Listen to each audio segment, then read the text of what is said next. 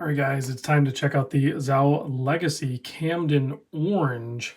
Very excited to show this one. And a quick insight to the channel. You guys will never know this because I still post at least one video a day. But I actually haven't made a video in like 8 days. So I'm very happy to come back to this guy for a couple different reasons. And I'm actually excited about this watch. So, I mean, most watches I can say that I'm excited about for one reason or the other. This one has many reasons. It's not entirely perfect watch. I do have a couple little, I don't even want to call them gripes. I would say opportunities for improvement. But I think at the price point, we're still a solid performer here.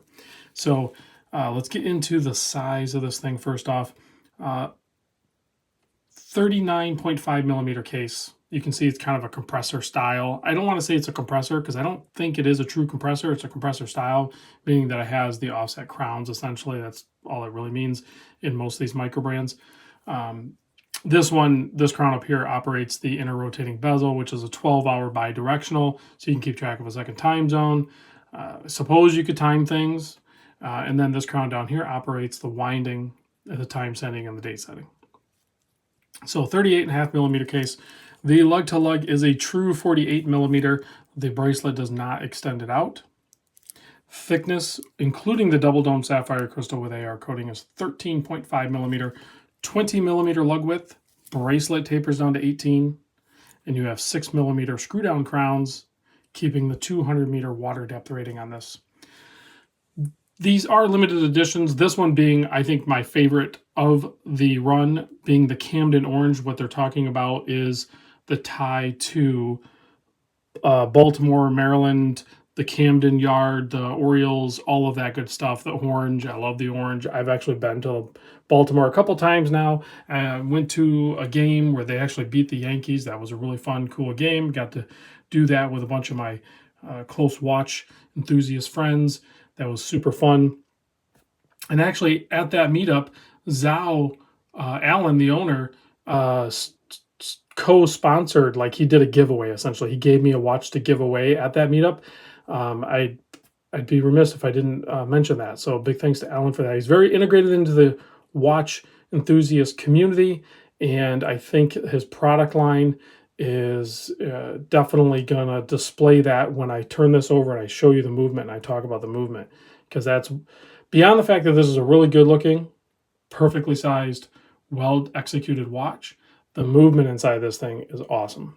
So before we do that, let's zoom in, take a closer look at this dial, because it is a sandwich dial. It has a beautiful orange colorway. It is difficult. I think this software that I'm using is capturing the color accurately in my studio, but when I tried to take the picture for the thumbnail, I really struggled with it, and I had to do adjusting to it, and I typically don't have to do that. So I don't know if it's just the reflection off from this dial. It is just such a beautiful orange. And like I said, it is a sandwich dial, meaning that the dial has cutouts where the indexes are and the 12, 3, and 9 are, to allow the reveal of the lume disc. And it is going to be C3 Luminova, Super Luminova, so it'll be plenty bright. Pretty much all of the TSAO watches are. You have a nice legible handset there, brushed, also filled with C3. You have a date reveal at the 6 o'clock, and there's still a little bit of lume down there. And of course, you have that inner rotating bezel. Really nice finishing on this if we can get it to focus. Typically, you'd be able to put your hand behind their subject to get it to focus, but in this case, it's not going to do it. Okay, what are we doing here, camera? There we go.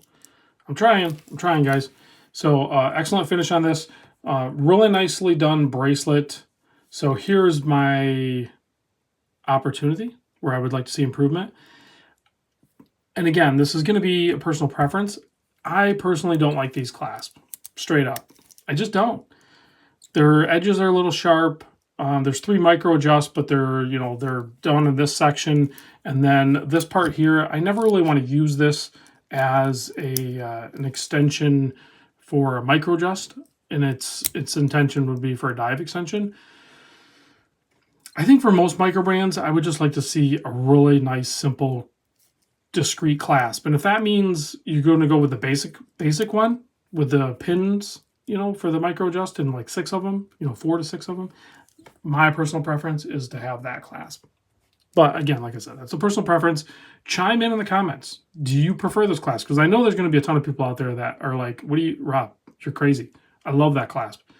And if that's the case, I want you to sound off because I want to know if I'm in the minority or the majority on the clasp. The bracelet, I did not size it, but I don't see any screw pins. It looks like it's going to be a pin and collar, if I'm not mistaken. But there's no arrows, which is also a little bit of a tell if it's a pin and collar, just because in some cases in a pin and collar, depending on if the collar's in the middle or whatever, you don't really need to push it in a certain direction. So shouldn't be too difficult to size, although I didn't do it, so I can't speak on it directly. Quick release spring bars, you can see right there, limited edition. This is number 40 of 50, so number 40 of 50. I'm very happy they went with a display case back on this. Check out the custom rotor, custom colored movement. Heck, custom movement. So that's the Baltimore flag. And I like that it says TSAO Baltimore limited edition. Again, TSAO Baltimore. They're really, really not pulling any punches of where they're from. Okay, this is the legacy watch. You can see the movement is beautiful. You got some blued stuff going on there. You have a custom colorway on there. It's kind of like a gunmetal color. The movement inside this is called the MD-1. Probably like MD as in like Maryland 1. It's assembled and tested in Maryland. They even blued that center screw holding the rotor on. It's based on the ETA 2824. The parts are sourced from, you know, Switzerland and Asia and all over, but then it's actually assembled. The movement comes in parts from different suppliers, and then it's assembled in Maryland, and then it has the custom rotor. So this is truly a TSAO movement because they assemble it completely. It's very cool. So they regulate it and test it in Maryland, plus minus 8 seconds, as well as, you know, obviously assembling it.